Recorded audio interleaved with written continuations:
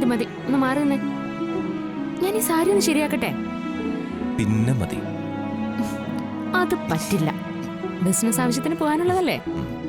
അത് പോകാം, എന്നാലും കുറച്ച് സമയം ഇങ്ങനെ നിൽക്കട്ടെ. ഈ സാറിന്റെ ഒരു കാര്യം. ആ, എന്നാ ഞാൻ ശ്യാമയുടെ സാരി നേരെയാക്കി തരാം. ഓ, എനിക്കതറിയാം. അതറിയാം, പക്ഷേ ഇന്ന് ഞാൻ ശരിയാക്കി തരാം. അത് വേണ്ട. വേണം വേണ്ട വേണം വേണമെന്നും. തിരിഞ്ഞേക്ക.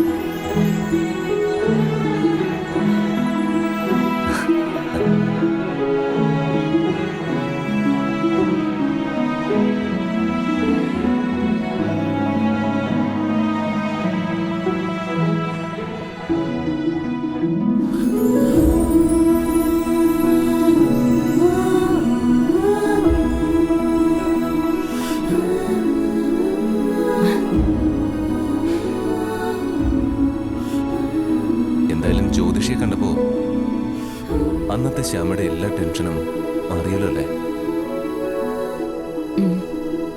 എന്നാലും ജോത്സ്യരെ കൊണ്ട് ഇങ്ങനെ നുണ പറയിച്ച ആരാന്നാ എനിക്ക് മനസ്സിലാവാത്ത. അതിനെനിക്ക് ശത്രുക്കൾ കുറവൊന്നും അല്ലല്ലോ. ഇത് തന്റെ മാത്രം ശത്രുവല്ല, എന്റെയും കൂടി ശത്രുവാ. രണ്ടായാലും നമ്മുടെ ജീവിതത്തെ അല്ലേ ബാധിക്കുന്നത്. അപ്പോ ശ്യാമ മ്യൂസിക് ഷോയിലും വിന്നറായി, ആ ആഗ്രഹം സാധിച്ചു. ഇനി ബാക്കി കിടക്കുന്നത് മറ്റൊരാഗ്രഹ. എന്താ അത്? ഇനിയുള്ള ശ്യാമയുടെ ആഗ്രഹം അത് പറയും. ഒരു കമ്പനി അഖിൽ സാറിന്റെ പേരിൽ തുടങ്ങണം, പിന്നെ പാടാൻ അവസരങ്ങൾ വരുമ്പോൾ പാടണം.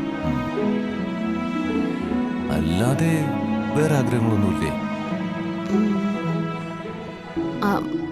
അല്ലാതെ പിന്നെ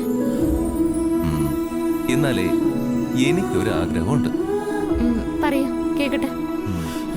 നമുക്ക് രണ്ടാൾക്കും ഓമനിക്കാൻ ഒരാൾ വേണം, ഒരു കുഞ്ഞ്.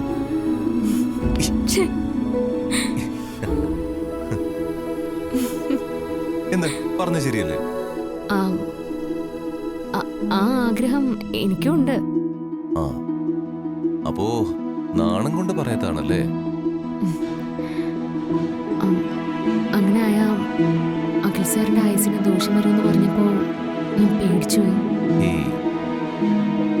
ഇപ്പൊ ആ പേടിയൊക്കെ മാറിയില്ലേ? മാറി. അപ്പോ ഇനി പ്രശ്നമില്ല. ഒന്ന് പോയി. നമുക്കേ ബിസിനസ് കാര്യത്തിന് പോവാനായിട്ടുള്ളതാ. നമുക്കേ കുറച്ച് കഴിഞ്ഞു പോവാം. ഈ സാറിന്റെ ഒരു കാര്യം.